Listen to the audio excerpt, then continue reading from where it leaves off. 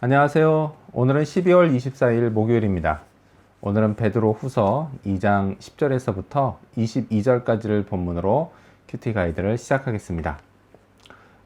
오늘 이 큐티 가이드를 시작하기 전에요. 오늘 본문을 읽어보면 이게 좀 읽기가 어렵습니다. 문장의 주어나 목적어로 나오는 인물들이 누구를 가리키는지 분명하지 않기 때문이죠. 자, 하지만요. 베드로 후서 전체에서요. 베드로가 사용한 주어나 목적어가 주로 누구를 가리키는지 알면 오늘 본문이 생각보다 그렇게 어렵지는 않습니다. 자, 먼저 베드로가 우리라고 할 때는요. 베드로와 그리고 교회 지도자들을 가리킵니다. 또요. 너희라고 할 때는요. 그 너희는 로마의 핍박과 또 이단의 공격에 노출된 이 베드로 후서를 받는 성도들을 가리킵니다. 그리고 마지막으로 그들, 이들, 저희라고 나오는 건요. 그건 거짓 교사나 이단을 가리킵니다. 이걸 염두하면서 오늘 본문을 읽다 보면 이해가 좀 더 쉬울 겁니다. 자, 그렇다면 큐티 가이드 시작해 볼까요? 네, 먼저 오늘 이 본문을 통해서 제가 묵상한 하나님은 멸시하는 자들을 형벌하시는 분입니다. 10절 말씀 상반절을 읽어볼까요? 특별히 육체를 따라 더러운 정욕 가운데서 행하며 주관하는 일을 멸시하는 자들에게는 형벌할 줄 아시느니라. 아멘. 자, 지금 읽은 이 말씀에서 주관하는 자, 주관하는 이는요, 주 대신 하나님을 가리킵니다. 주 대신 하나님을 멸시하는 자는 하나님께 벌을 받습니다. 베드로는요, 육체를 따라 더러운 정욕 가운데 행하는 사람들이 특별히 그렇다고 강조합니다. 자, 이 육체의 더러운 정욕은 또 뭘까요? 육체는요, 헬라어로 사륵스입니다. 근데 이게 무슨 뜻이냐? 살이란 뜻입니다. 여기 살 있죠, 살. 예. 자, 그런데 성경에서 살은요, 영과 반대되는 개념입니다. 성령으로 거듭나지 않은 사람, 그 인간은 누구나 다 사륵스, 육체입니다. 그 더러운 정욕은요, 이 육체 안에 있는 죄성에서 비롯된 하나님이 미워하시는 욕망들을 말합니다.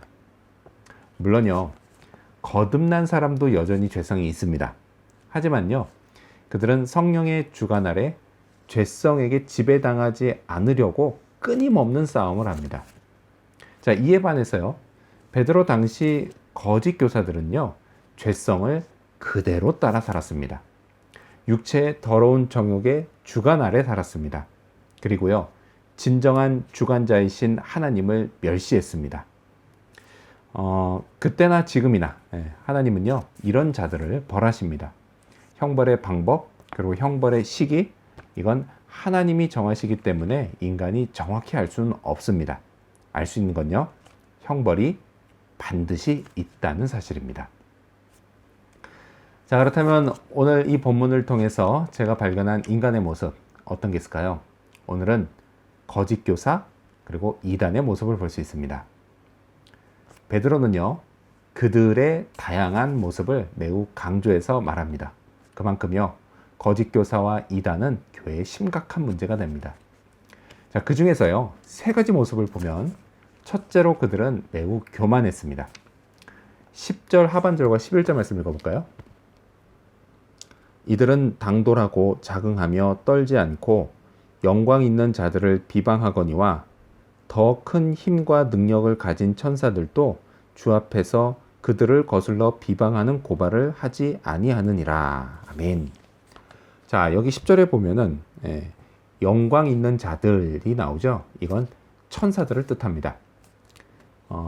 그들은요, 특별한 영적 존재인 천사들을 비방했습니다. 그들보다 더 센 천사들도요, 하나님 앞에서 그들을 비방하지 않는데 말이죠. 이는요, 곧 천사들의 주인이신 하나님을 멸시하는 거였습니다.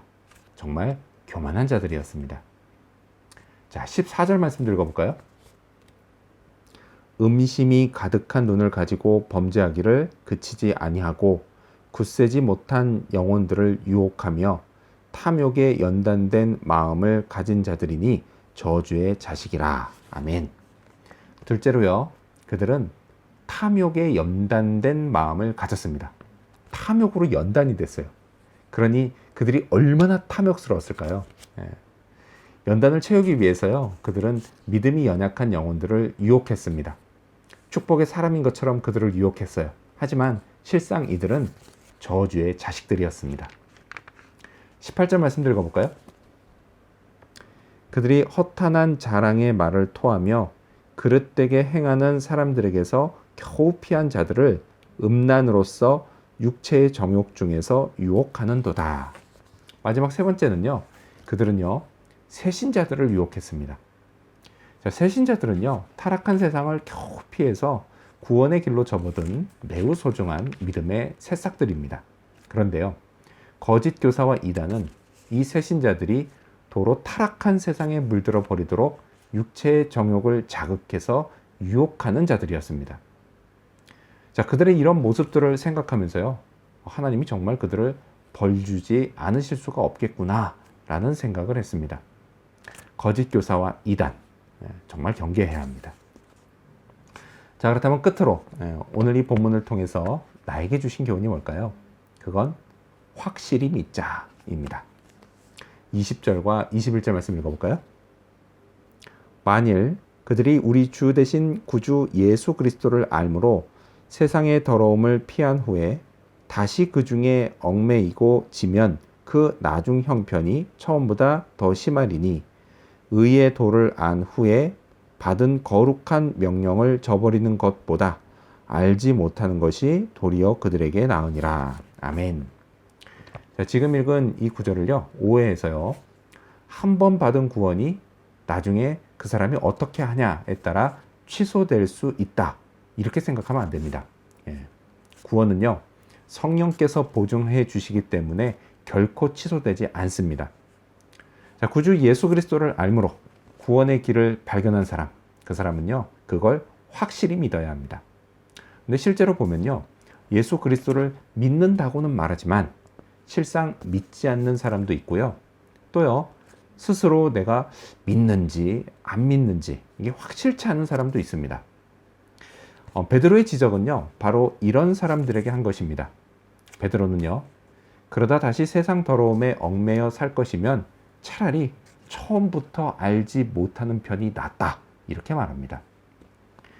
자, 베드로의 이 지적을요, 저도 명심해야겠습니다. 믿음은 확실해야 합니다. 분명해야 합니다. 애매하게 믿으면요, 언제든지 뒤로 물러날 위험성이 있습니다. 그래서요, 오늘도 저의 주 대신 구주 예수 그리스도를 확실히 믿어야겠습니다. 주 하나님의 구원의 은혜에 감사하고 또한 경배해야겠습니다. 이런 마음으로요, 내일 크리스마스를 준비하는 오늘 크리스마스 이브가 되기를 소망합니다. 기도하겠습니다. 멸시하는 자, 하나님을 멸시하는 자를 형벌하시는 하나님, 하나님 앞에 교만해지지 않고 그렇게 하나님 온전히 높이고 겸손한 자 될 수 있도록 도와주시옵소서. 하나님, 이단을 경계하고 거짓 교사들을 늘 경계하게 하시고 제 자신이 그것에 물들지 않도록 늘 스스로를 성령의 주관 아래에 놔두게 하여 주시옵소서. 성령의 인도하심 따라서 오늘도 주님을 바라보고 확실히 믿는 그런 하루가 되게 도와주시옵소서.